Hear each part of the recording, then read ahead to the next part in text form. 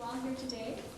And I'm Gail Kittleson, and I got to know Carol about 10 years ago. Can you hear me? Speak right up into it. I got to know Carol about 10 years ago when we moved back to St. Ansgar, and I had no idea, coming from Eastern Oregon, that such a wonderful surprise awaited me, a new friendship. And then Carol joined my writing class besides, and brought a lot of humor and joy to our class. And we're here today to celebrate the completion of her second book. It's really quite something to even get one out. It takes a lot of determination and skill. And this one, I think, is a celebration of the love between her and her husband, Paul, because this celebrates Paul's life. And I think it took a lot of courage for her to write someone else's story. It's one thing to write your own, but then to take on another person's, and especially because Paul is a little hard to put into words. I'm waiting for a smile. Okay, so I give you Carol, and enjoy.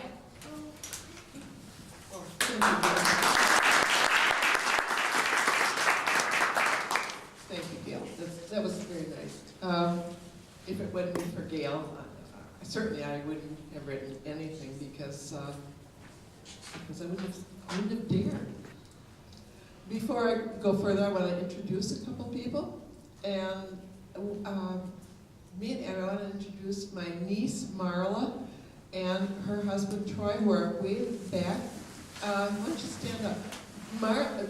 Many of you knew Paul's brother, Dale. Marla is Dale's oldest child, and she lives in Rochester.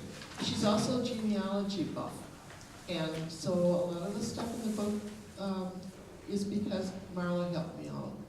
And her husband, Troy, helped me scan, and then when I forgot how to do it, he came back and helped me scan again. And he probably will be back again. Who knows? And then, of course, you should probably be the victim. And Paul's back there in the red shirt.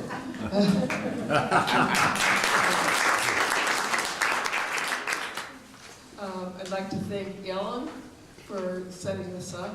It's very, very nice. And for all the people that helped her in this group. I have to tell you why would I write a book? It seems kind of weird, but so I'm going to start at the beginning. In 2006, my brother Arthur died. Arthur was born with Down syndrome. And I'm one of 7 kids. Arthur was the next to the youngest. I'm the middle kid. And he lived at Opportunity Village the last 25 years. And he died at 64. I became his legal guardian about 25 years before he died. And we were very close. And after he died, I had this feeling that I just had to write about him. And for my children, for our grandchildren, for the nieces and nephews, so that Arthur wasn't remembered only as the kid in the family that was retarded, which of course he was, but he was a real character. I think one of my favorite stories from them was one time when he was at our house, and Paul and I would call this a discussion. Arthur viewed it as an argument. He'd like peace at all costs, but I think the discussion was something like, should we have brats tonight or hamburgers on the grill? And I think Paul said something like, well, we just had hamburgers. And I said, no, we just had. Anyways, but Arthur viewed that as an argument between the two of us, and it wasn't. But anyway, he said, Carol's right. She's my sister. I love her. So whatever it was that I wanted that night, that's what we did. So that was just one of Arthur's stories. I mean, they went on, and I wanted to get them down on paper. So I heard that Gail was having a memoir class, and that was my intention. But besides writing about Arthur, we got assignments. Things like next week I want you to write a story about maybe your earliest memory. Or think of a room in your house, think of an object in that room, write about it. And I can remember what I wrote when that was the assignment, which was our big Philco radio in the dining room, where we would listen to all the adventure stories, the Lone Ranger, and Baby Snooks and all that good stuff. So I wrote that. And then she kept doing more. Well, finally, I was hooked and just kept writing. And then she encouraged us to put things in book form, and I did. But I did it mostly because of Arthur. Well, during all this time, I thought more and more about the stories of Paul's family, which is, he has a rich and varied history, and his family does, and there's lots of stories. And also, when we moved back to Iowa 20 years ago, every time we'd come to Osage, we'd probably drive past the building and say, oh, I used to deliver papers there. God, I hated to go up there and collect money, and then they, it was awful. And another place is, that's where I took piano lessons. and then we'd go past where the old high school was, and then where the seminary, where the big seminary building is, and when he was in wrestling, how they'd have to drag the wrestling mats from the old seminary building across the road to the gym in the old high school before they'd have a meet. And, so, there's seldom a time when we drive past Osage that I don't get an Osage story. So I had to put them together. And then I also think it was interesting that that there's so many things that he did in Iowa that I did in Wisconsin growing up, and how we could both remember watching listening to Let's Pretend, and we could both sing "Cream of Wheat is so good to eat, you need it every day," that one, or Jello, and all those things. And so here we are, 300 miles apart, and doing the same things.